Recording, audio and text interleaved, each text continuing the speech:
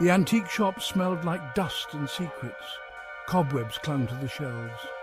Maria coughed. Sophia, her daughter, gripped her hand. "Mummy, I'm scared." "Don't worry," Maria whispered, but she felt it too. A cold shiver crawled up her spine. The air felt heavy, like something was watching. They turned a corner. A musty velvet curtain hung before them. An old handwritten sign read, "Dolls." Sophia tugged Maria's hand. "Can we see?" Maria hesitated. Something about the sign made her uneasy, but Sophia's eyes sparkled with excitement. "Just for a minute," Maria agreed. They pushed aside the heavy curtain. The air grew colder, sending a shiver down their spines. Dozens of dolls stared at them with glassy eyes, their expressions eerily lifelike. Porcelain faces frozen in time, each one telling a silent story of the past. Some were beautiful, with delicate features and intricate dresses. Others grotesque, with twisted expressions and cracked faces. Sophia gasped, her eyes widening in surprise. Her gaze was fixed on a doll in the corner, almost hidden from view. It sat alone on a dusty shelf, as if waiting for someone to find it. The doll was porcelain, dressed in a faded blue dress that hinted at its former glory. Its once bright red hair was now a dull brown, a testament to the passage of time. But it was the eyes that were most striking, capturing Sophia's attention completely. Large, luminous green eyes that seemed to follow their every move, almost as if the doll was alive. "Mummy, look!" Sophia whispered, her voice filled with awe. "She's beautiful. Can we take her home?" Maria felt a chill run down her spine. She couldn't explain it, but there was something about the doll that unsettled her deeply. "Let's go, Sophia. It's getting late," Maria said, trying to mask her unease. But Sophia was already reaching for the doll, her small hand trembling with excitement. "Please, Mummy, can we please get her?" Sophia pleaded, her eyes shining with hope and longing. That night, Maria lay awake. The old grandfather clock chimed midnight. Beside her, Sophia slept soundly. The doll, which they had named Anya, lay on the nightstand. Maria could have sworn she heard a whisper, soft like the wind, coming from Anya. She dismissed it as her imagination, but then she heard it again, a giggle, high-pitched and chilling. It definitely came from the doll. Maria sat up in bed, her heart pounding. She reached for the lamp, bathing the room in a warm glow. Anya sat on the nightstand, still and lifeless. Just my imagination, Maria thought, trying to calm her racing heart. It had to be. The next morning, Maria tried to convince Sophia to return the doll.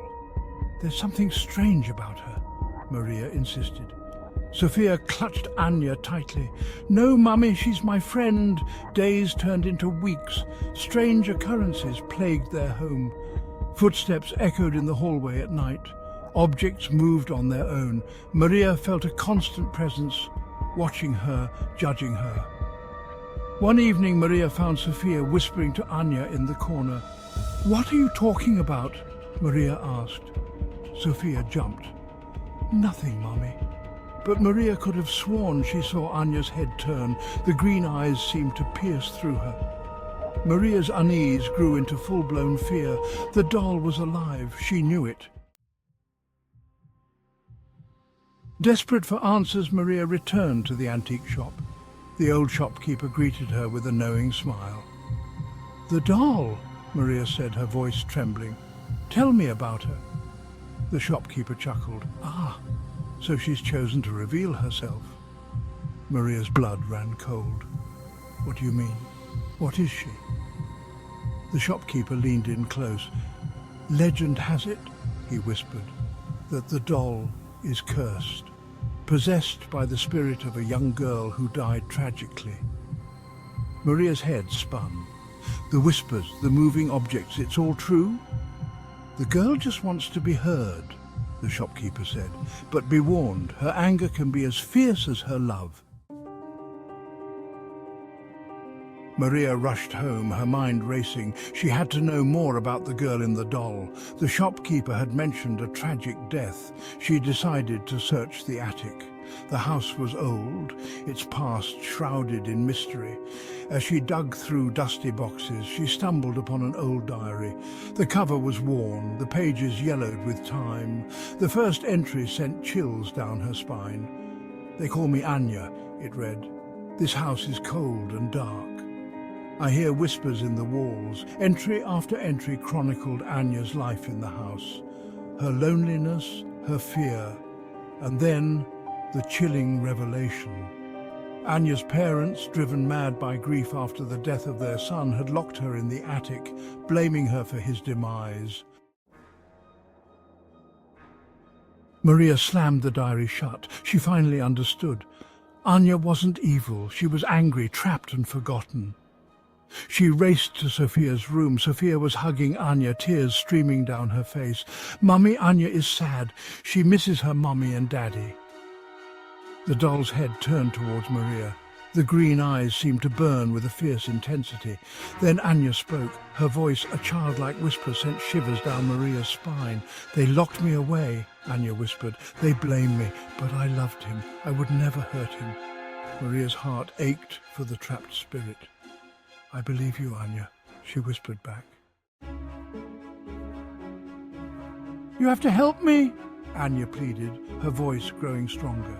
"They're trapped here too. Their anger, their pain, it's consuming them, consuming this house." Maria knew what she had to do.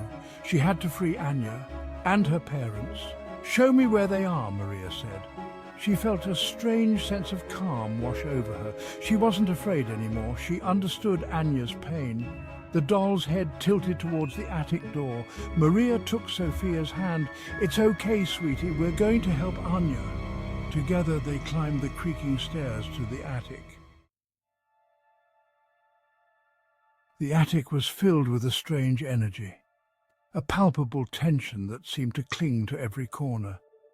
Maria could feel the weight of sadness, of anger clinging to the air, almost as if the very walls were whispering tales of sorrow. Anya led them to a corner, her steps careful and deliberate, as if she knew exactly where to go. Beneath a pile of forgotten toys, they found a small wooden chest. Maria opened it with trembling hands, her heart pounding in her chest. Inside lay two small dolls, a boy and a girl, their tiny faces frozen in time. Their faces were contorted in expressions of rage and despair. Anya's parents, trapped in these tiny forms, their pain evident. Maria took a deep breath, steeling herself for what she had to do next. "It's time to let go," she whispered to the dolls. "Your daughter loves you. She forgives you." Her voice was soft, yet filled with conviction. As she spoke, a warm light emanated from the dolls, growing brighter with each word. The anger seemed to melt away, replaced by a sense of peace that filled the room. The light grew brighter, filling the attic, then the entire house, and then silence, a profound, almost sacred silence. The air felt lighter, cleaner, as if a heavy burden had been lifted. Anya's presence, once so strong, was gone. The curse had finally been broken, leaving behind a sense of calm and renewal. Maria and Sophia stood in the attic, bathed in the warm afternoon sun streaming through the window. The light cast long shadows, creating a dance of light and dark across the wooden floor. They had opened the windows, letting in fresh air and sunlight. The once stale air was now filled with the scent of blooming flowers from the garden below. The house, once cold and oppressive, felt different. It was as if the very walls had sighed in relief, shedding years of sorrow. Peaceful, a tranquility that had been absent for so long now enveloped the room. Sophia clutched the Anya doll in her arms, her small fingers tracing the delicate features of its face. "Is Anya gone, Mummy?" she asked, her voice a mix of hope and uncertainty. Maria looked at the doll, her heart heavy with memories. The green eyes seemed different now. They no longer held the fierce intensity that once made them so unsettling. Not filled with anger, but with a quiet sadness. A sadness that spoke of acceptance and release. "She's at peace," Maria said softly, her voice barely above a whisper, "but I think a part of her will always be here in this house, in our hearts." As they turned to leave the attic, a sense of closure washed over them. Maria could have sworn she heard a whisper, a sound so faint it could have been imagined. Faint, like a breath of wind, a gentle caress that brushed past her ear. "Thank you," it whispered, a voice filled with gratitude and peace. Maria smiled. They were safe now. The weight of the past had lifted, but she knew deep down that the story wasn't over. The echoes of the past still lingered. Some stories, like some spirits, never truly end. They become part of the fabric of the place, woven into its very essence. They just fade into the shadows, waiting to be awakened once more. And so the attic remained, a silent witness to the passage of time and the secrets it held.